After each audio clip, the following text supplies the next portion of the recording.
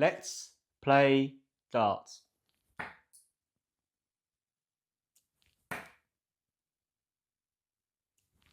Ladies and gentlemen, lovely. I don't mind that. It's a 43, but not a bad grouping to kick us off today. How are we today? I hope you're well. Today we're going to be talking, maybe for the final time, about my throw analysis that I had done. I guess it must have been about 4 months ago now by Straight to the Point, Daniel Paul over there. Great content on YouTube from him. When I first started trying to really learn how to play this game properly, his was the first videos that I really resonated with. His teaching style matched my learning style, and I think that can cross over to a lot of you. I know a lot of you see a lot of his content, and it is excellent. So there's a little plug there to get over and have a look at that. Let's throw some at 19s.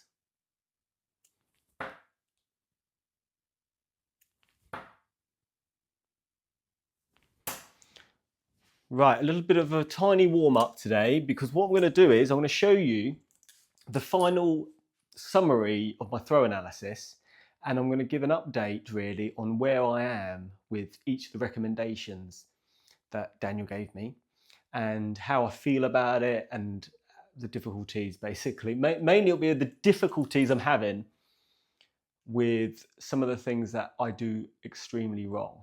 So let's throw some at 18s.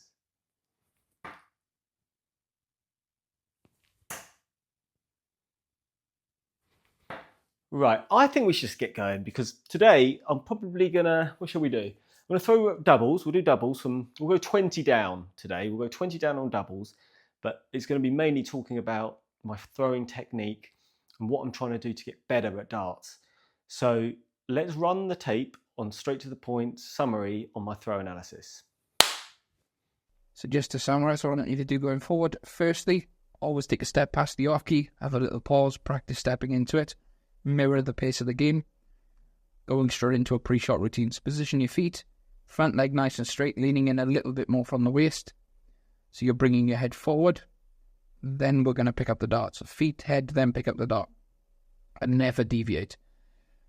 When you pick the dart up, keep the shoulder nice and limp, nice and loose, nice and lifeless. Don't put any excess energy into it.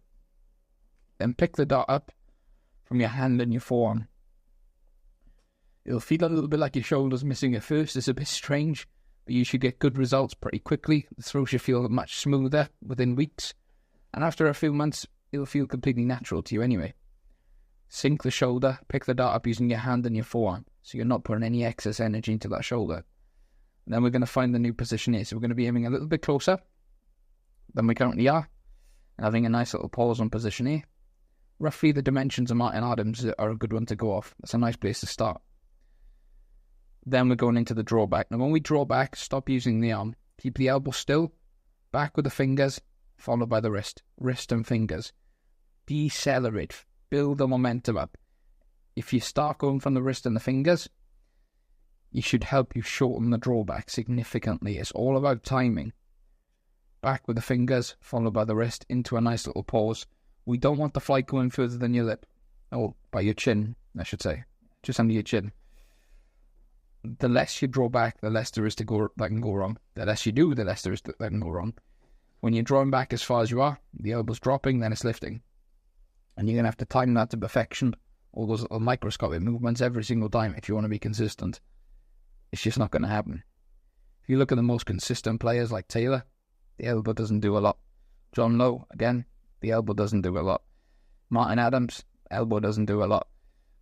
Not necessarily the most gifted players, but the most consistent players do less. And that little pause at the end of the drawback, which is vitally important, is going to be your position B. From position B, I want you to keep the elbow still. Just the wrist should be the first thing to move. We're going to lift the wrist and push with the fingers. Flick and fall. Don't push with your arm. If you push with the forearm, your wrist and fingers aren't going to have enough time to work. Then the timing's going to be out of sync again. We're going to start releasing, or we're using the wrist after we've released the dart, which is what we're currently doing quite often. And the dart is flying very high. It's very loopy. Elbow still. Up with the wrist, through with the fingers. Flick and fall. And you should find your arm drops through from the momentum of the flick. the arm will be finishing more level with the shoulder when it's straight. And you should be achieving that by the time the dart's roughly halfway to the board, maybe slightly closer than halfway to the board in some cases. But it's never a throw or a push from the arm, it's a flick and a fall.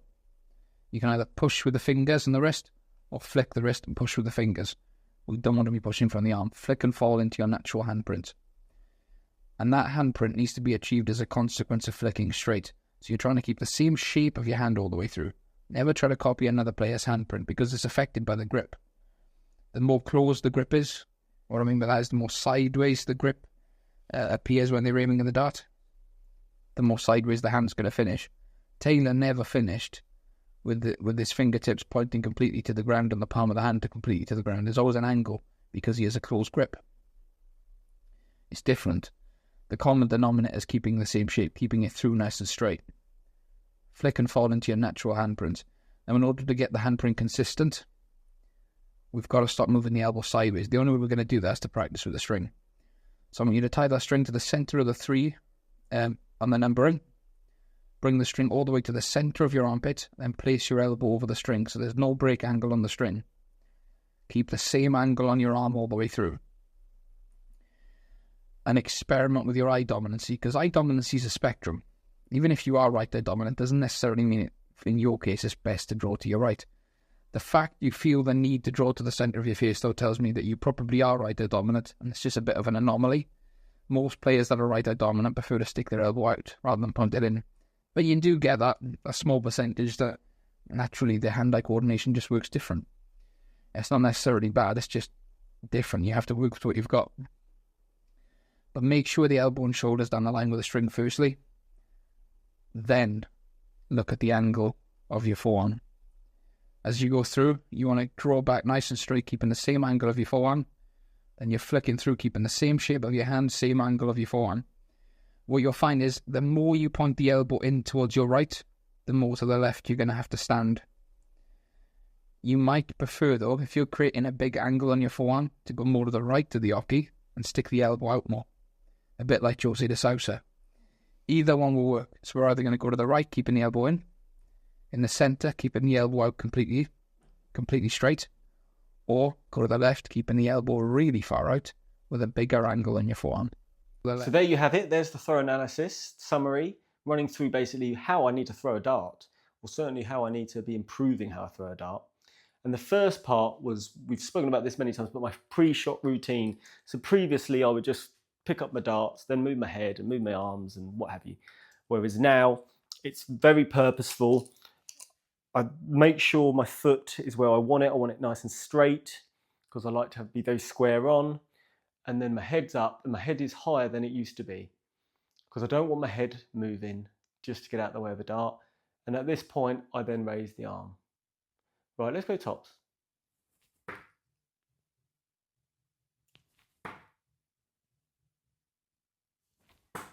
Yeah, I've got one as well. So that part of the pre-shot routine, I'm just trying to do over and over again. And I've had to slightly amend my pre-shot routine, mainly where I'm standing on the oche more than anything.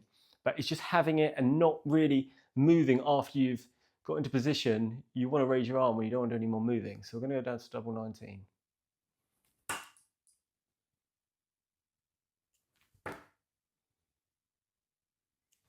Oh, that's poor. That last one, wow. And I feel like I've got this somewhat nailed down, really, is the pre-shot routine. So once I'm into this position here, and as I'm in sort of doing my pre-shot routine, is this raising this arm. Now, Straight to the Point talks a lot about your shoulder. And if you look at the great players like MVG, he's very sunken shoulder. And you all know this, but you just really want that elbow to be moving. But your elbow and your arm is connected to the shoulder there. That's a little science, a little biology lesson. Let's throw some more 19. So I guess I've struggled really to change anything with my shoulder. If I'm honest, I don't think about it too much. Maybe I do. Oh, it's in. Maybe I need to try and drop it more, or I don't know whether it's important just to keep it where it is. But I guess with the shoulder stuff, I haven't purposely tried to change anything with that. So Perhaps that's something I need to work on. Perhaps I need some more time with straight to the point to understand really what I need to be thinking in my head about the shoulder. But as I'm coming up here, we've done that, sorry, double 18. Oh, poor throw that, wow. That's not.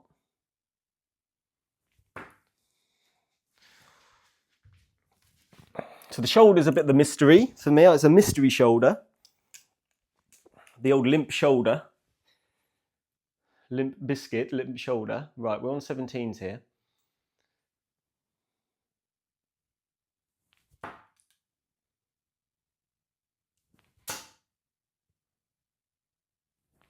Poor last one.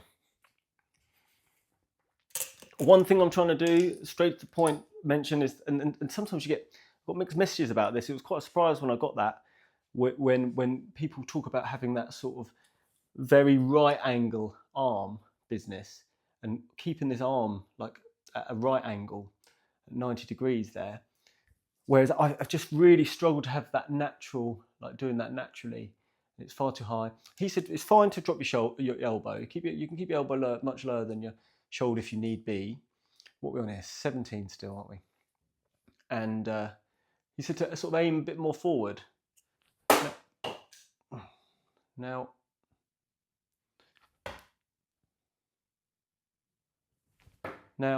in doing that, I don't really know. I haven't really. I think I've played around with it. I've played around with sort of having my elbow. Sorry, my how far forward I am before I draw back. I've had it around here. I've had it around here. I haven't given it enough thought really. I've experimented with a few things, but I haven't really landed on anything that I feel is consistent. Port.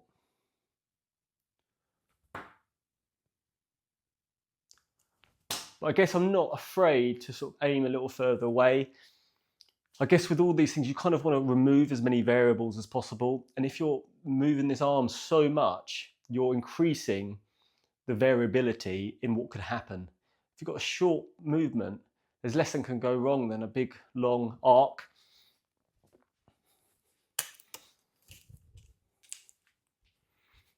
I think the one part of this throw that I've really taken heed of, now I'm not very good at it yet, but I completely agree. Beforehand, when I first started playing, I was very arm throwing. My forearm would do all the work. Now, what I'm trying to do is, as I'm bringing this dart back now, I'm really moving so instead of just throwing it like this, I'm moving this wrist back as much as I can, and I'm pushing this dart through with the fingers and the wrist, almost flicking it. Now, like I said, as much as that makes sense and sounds great, right? It sounds superb, Samson, you're a genius. It's all right saying these things, but doing them is a completely different thing. And I'm not consistent enough with it. Now, when I'm in good form, I feel really good and warm and I'm playing well, I know that wrist is moving a lot more.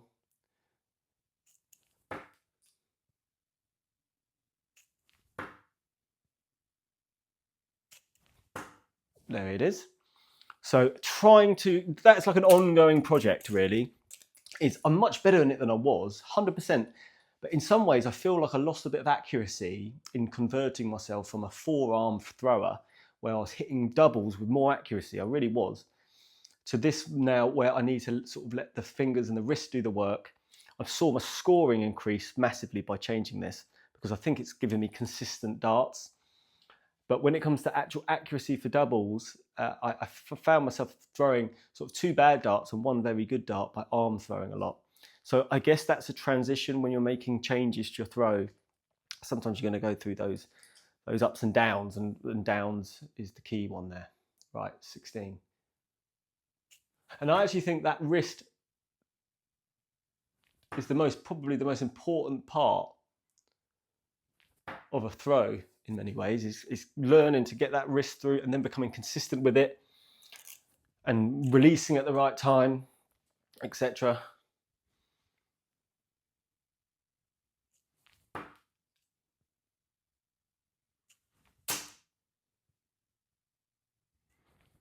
Ah, lovely darts, those. That is my favourite type of checkout, where you get one on the outside, you get one closer, and then one nailed right next to it as a guide to it, and then you've got a little Samson pull out there. Lovely stuff. Love to see that. So back to the drawback. So what we're on 15 here. So this is where I think I'm weakest. And and I know I am, and I've tried to make changes to this, but whatever I do, nothing seems to work for me. So this is probably my biggest problem, I think. Might be completely wrong. And we've spoken about sort of aiming, and it's okay for me to be a bit further forward with this hand than up in here. But one thing that isn't okay is how far I pull this dart back. And you'll see on every single video I've ever done, my arm, it was worse before, but my arm will go back. This dart will come sometimes all the way to my shoulder down here, which is completely inappropriate. If you watch most of the top players, very commonly, no further than the chin, most of them in front of the face, and there's a quite a short drawback. Now, if I do that, I mean, look, and I know a lot of this, why I have problems with it, is because of my wrist. Because I'm not using my wrist enough and my fingers, I struggle with power to get the actual dart to where I want it. So to combat that and to counter that, I pulled the dart back so far. So like here, that's commonly, so if I throw these darts like I would normally,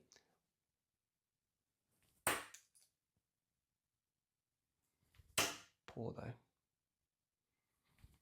But that dart is coming all the way back, practically under my chin.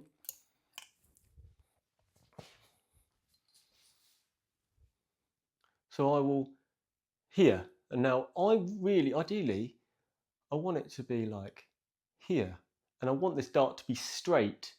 I don't want it to have to be launched like a rocket, because my darts are coming out like this, and I want them to be coming out like this. But the reason they're like this is because I'm trying to find more space because my head's in the way. So it comes all the way down like that. And this also works into another issue. So back to that, actually, let's stay on that subject. I've tried my best. Well, I haven't tried my best, but I have tried to bring this here, throw. It's just that I find no accuracy. Look at these. That one's not too bad, but I just struggle with accuracy. However, I do know this is something I've got to work out and work on because it falls into the second point here. Let me throw these.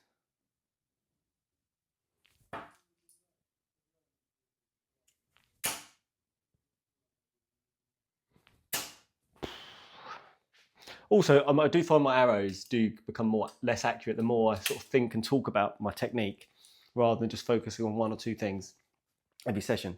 So me pulling back this far, the problem is, the other thing that every darts player does is there's a little pause. There's a little pause here. Some of them are longer than others, but I'm like there's no pause going on. And it comes back to the other point really, is if I pause, I just feel like I lose. Oh, look at that, there you go, got it. Just feel like, oh wow, maybe I should do this pause. Look at this, guys. Poor last one. But I don't know whether or not I just can't do it, which is a lie. I can do it. Maybe this is something I need to focus on more, is that pause. What I find is I'm so inconsistent with it. Sometimes I'll be like luring here for a minute. Sometimes I'll just do a nice pause, but it's just inconsistency. It feels like every dart I'm throwing is different because of the pause. I think that's why I've struggled.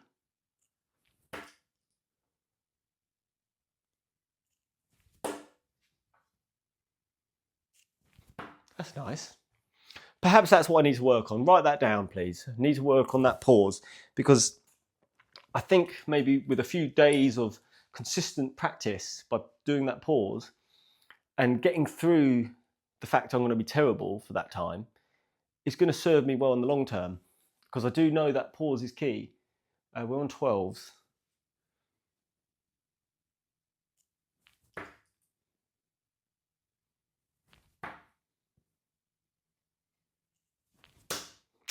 Just that I find it to struggle to be consistent with it. It just doesn't feel natural. I think that's the problem. It just doesn't feel natural at all. The other key, which I think everybody can pick up from darts, is the elbow movement. And I've tried to reduce my elbow movement by reducing my body movement in general. And I think my body movement has definitely improved in terms of I'm moving it less than when I started. Now it still needs work, but I'm sort of not too worried about how my body is moving, because I feel like I'm slowly but surely getting to a stage where it's moving very limited amounts. Well, 11s.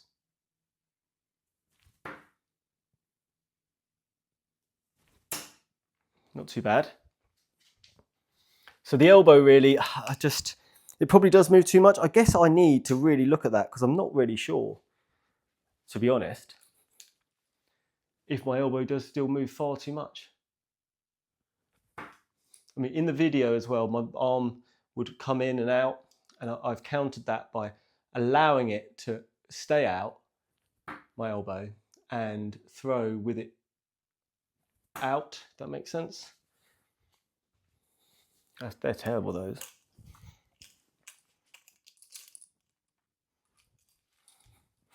And then my one nemesis, which I always speak about, is my follow through or lack of it.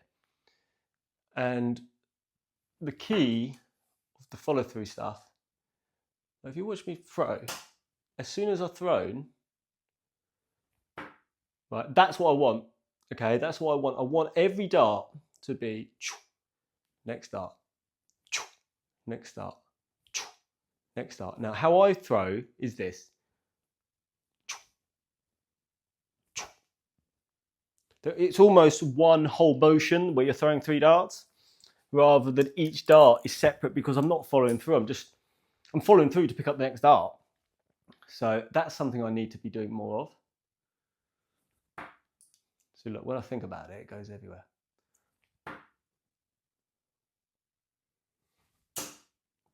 Okay, so that's something I need to be doing more of.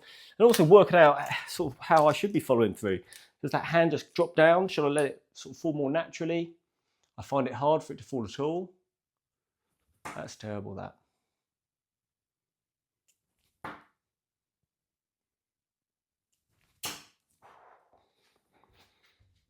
So follow through needs work. So as you can see, there's a long list of things that need to be done.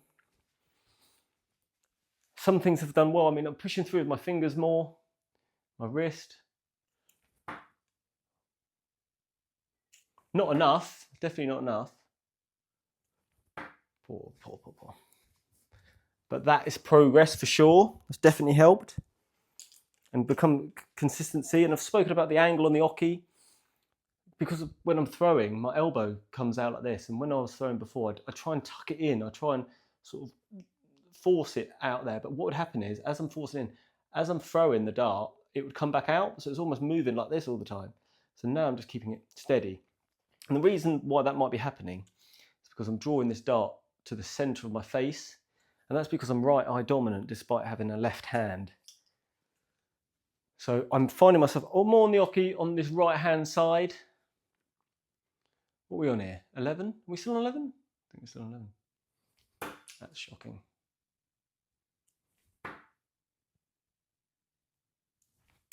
Lovely, got it, eventually.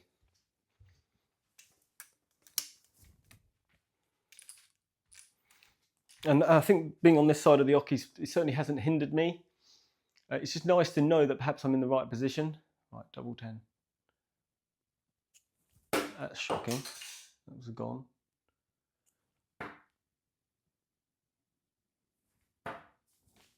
Rough darts, those. And look, all of this comes down to the fact that I just want to get into a position where everything I'm throwing is fairly standard, fairly okay. I'm not moving too much. My fingers are doing the work, my wrists are doing the work. I've got to follow through. And it's all about I'd love to just be consistent. Still struggling with consistency. Lovely, double 9. Unlucky. Right, we'll leave it there. that's the overview. That's the run through of my throw analysis summary. What I genuinely need to be doing when I'm walking up to the oche and throwing, and what basically I've just outlined all the things I need to improve 3 or 4 months ago, where I've slightly improved on things, but for the majority of them, I haven't nailed yet. And I guess it's just about being persistent with this. Every time I come to the oche is trying to improve one thing. Perhaps this month I'll work on that pause more, because I think talking it through with you and throwing has made me think, you know what, that is quite a key element, that if I can sort out that dart, sort of the starting here, like a limited drawback, then all the way down here, I think that might help with other things, like the pause, the follow through.